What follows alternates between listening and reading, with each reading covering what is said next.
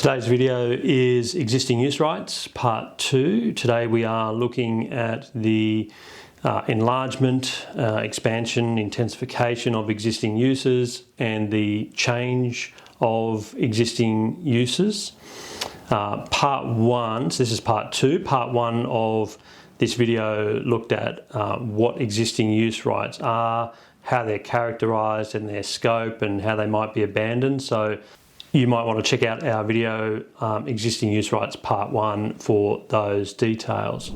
Alright, so as always, this is not legal advice. Please don't take this to be legal advice. The contents of this video are for educational purposes only.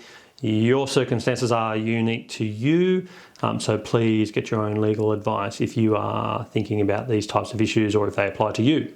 Alright, so existing use rights, just to recap quickly, are the right to continue using land in a way that it was lawfully being used before planning legislation was introduced, which had the effect of constraining or prohibiting that use of land. So it's the right to continue using land in a way that it had been lawfully used.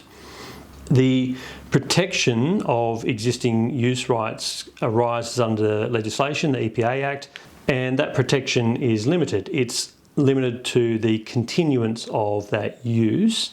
So the provisions in the EPA Act that protect existing use rights do not make provision for the expansion or the intensification or the change of those existing use rights. However, Section 4.67 of the EPA Act says that the EPA regulations may make provision for those things. So the EPA regulations can make provision for the expansion, the intensification, the rebuilding of a building, etc., of existing use rights or the change of existing use rights. Those rights are found in the EPA regulations, and specifically they're found in clauses 162 to 167 of the EPA regulations, which are commonly known as the quote-unquote incorporated provisions.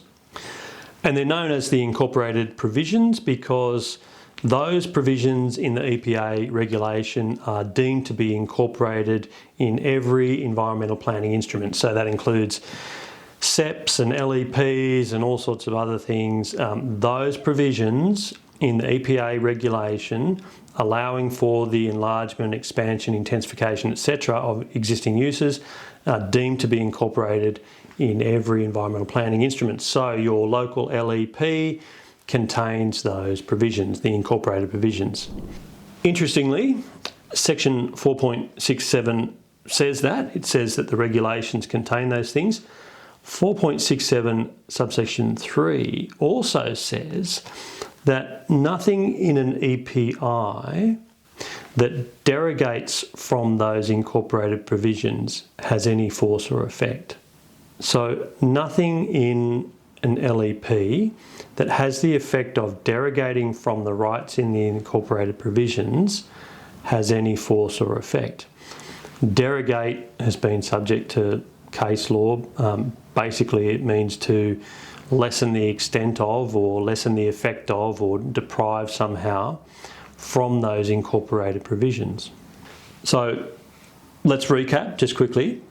The EPA Act has sections that protect existing use rights. That protection is limited to the continuance of those existing use rights. Section 4.67 says look to the EPA regulations for provisions to allow the enlargement, expansion, intensification, change of use for existing use rights.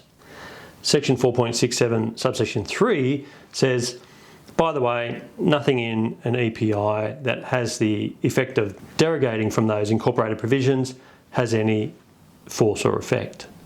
But as always, the devil is in the detail. What used to be clause 41 subsection 1D said that you could change an existing use to another use, but only if that other use was a use that was either exempt or could be carried out with development consent. So I'll go over that again. Clause 41 1D said, yes, you can change an existing use to another use, provided that that other use is a use that's either exempt or could be carried out with development consent. So what does that mean? Well, most of the time in planning law, when we talk about development that can be carried out with development consent, a lot of people are thinking about the land use table. So is that a type of development that could be carried out with development consent? Okay, I've still got to go off and get development consent, but that is a type of development that may be carried out with development consent. So if I'm thinking about a dual occupancy in that zone, I look at the land use table, I look and I see, yes, dual occupancy is a type of development that may be carried out with development consent. Okay, I've still got to go off and get development consent, but that is a quote unquote type of development that may be carried out with development consent. And that's what the developer in a case called Iris Diversified essentially was arguing. On the flip side, the council in that case were saying, no, what it means is that the use that is being proposed must be a type of development that can be carried out with development consent, and that means that you actually need to obtain development consent for that change of use, for that proposed use. And so therefore anything in the LEP that limits that change of use applies. Iris Diversified considered a change to a hotel that benefited from existing rights. The change was some of the rooms and the units within that hotel were proposed to be changed to a residential use, and the developer was arguing that the change of use ought not to be subject to the development standards in the LEP, or to the effect that those development standards in the LEP prohibited the development consent being obtained. They were of no force and effect because of section 4.673, because they derogated from the incorporated provisions. Justice Payne of the New South Wales Land Environment Court held that the development consent was required, firstly, for the change of use, and that the assessment of that development application for the change of use against the relevant development standards in the LEP did not derogate from the incorporated provisions. A similar issue came up again in a case called Cracknell and Lonergan. That's a 2012 decision. Justice Craig in that case was considering an application for the demolition of an existing warehouse and the erection of a two-storey residential flat building, and whether that would be subject to the development standards in the LEP. Again, same provision, clause 41 1D, the change of use was being considered, and whether that requirement that the proposed use was one that could be carried out with development consent meant that the proposed development had to comply with all the standards in the LEP and the DCP in that case. There was another issue in Cracknell and Lonergan around the abandonment of the existing use, and Justice Craig held that the existing use had in fact been abandoned, but we don't need to go into that for the purposes of today. In Cracknell and Lonergan, Justice Craig held that in fact the proposed land use could only be described as a type of land use that could be carried out with development consent if it had the characteristics required by the LEP for compliant development. What that meant was, for that proposed land use to be a type of land use that quote unquote could be carried out with development consent, it needed to have the characteristics that were prescribed in the LEP and the DCP, so things like height controls, floor space ratio and other things.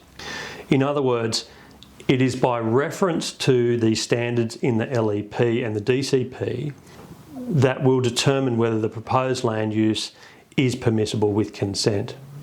Further, Justice Craig found that this did not derogate from the incorporated provisions in the regulation.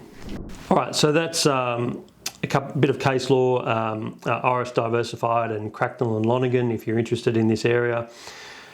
To recap some general takeaways, one, the protection afforded in the EPA Act for existing use rights simply allows the continuance of the existing use.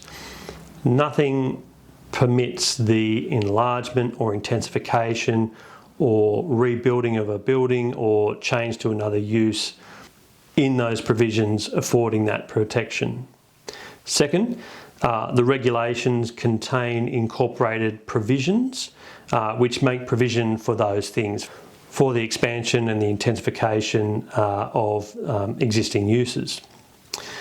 The incorporated provisions are deemed to be incorporated in every environmental planning instrument, including local environmental plans.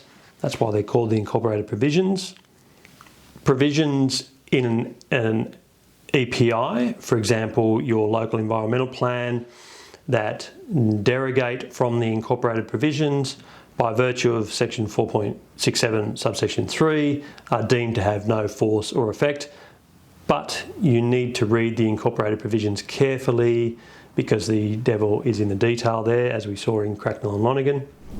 So in summary, you may be able to intensify an existing use or expand an existing use, but in most cases you are going to need to obtain a development consent to do so, and whilst existing use rights are deceptively simple, they can get quite complex. So if you have questions about existing use rights, you should consult a competent planning lawyer about these issues. All right, that's all for existing use rights part 2. If you are interested in more about what existing use rights are and where they come from, I encourage you to check out our video on existing use rights part 1. If you are interested in environment and planning topics generally, there are tons of articles on our website, www.whiteacre.com.au, on this and many other topics, so I encourage you to check that out. All right, thanks for watching.